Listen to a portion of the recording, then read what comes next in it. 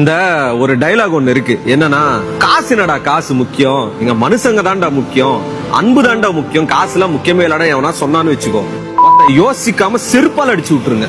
ஏடா இங்க காசு தான்டா எல்லாத்துக்குமே. இது ரியலைஸ் பண்ண கொஞ்ச நாள் ஆகும்.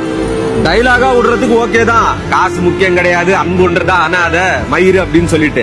இதுல இந்த லாரி ஓட்டுறவங்களா இருக்கட்டும், பஸ் ஓட்டுறவங்களா இருக்கட்டும், கார் ஓட்டுறவங்களா இருக்கட்டும், டெய்லி வேலைக்கு போறவங்களா இருக்கட்டும், வீட்டுல குடும்பத்தை ரன் பண்றவங்களா இருக்கட்டும், ஸ்கூல் போற பையனா கூட இருக்கட்டும்ங்க, காசு இல்லாம அவனால சந்தோஷமா இருக்க முடியுமா? ரோட்ல போறோம் நம்மள மதிக்கலனா பரவாயில்ல, உங்ககிட்ட காசு இல்லனா கொஞ்ச நாளைக்கு தான் வீட்லயே மரியாதை.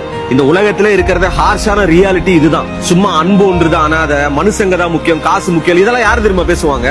வாழ்க்கையில கோடிக்கணக்கில் சொத்து சேர்த்து வச்சுட்டு இதுக்கு மேல என்ன பண்றதுனே தெரியாது அந்த காசை. அவங்கதான் இந்த டைலாக்ல விடுறது. ஊருக்கு எப்பவுமே பயங்கர உபதேசம் பண்றவங்க, மனுஷங்க தான் முக்கியம், வாழ்க்கையில இதுதான் முக்கியம், அதுதான் முக்கியம், காசு முக்கியம் அப்படின்னு சொல்றவங்க அந்த காசு வச்சிருக்கிறதால தான் அந்த வார்த்தையே வருது. இப்ப இந்த வீடியோ நீங்க பாக்குறீங்க, ஒரு மைக் மாட்டிருங்க, இதுவும் காசு தான், இந்த காஃபி வாங்கிருக்க இதுவும் காசு தான்.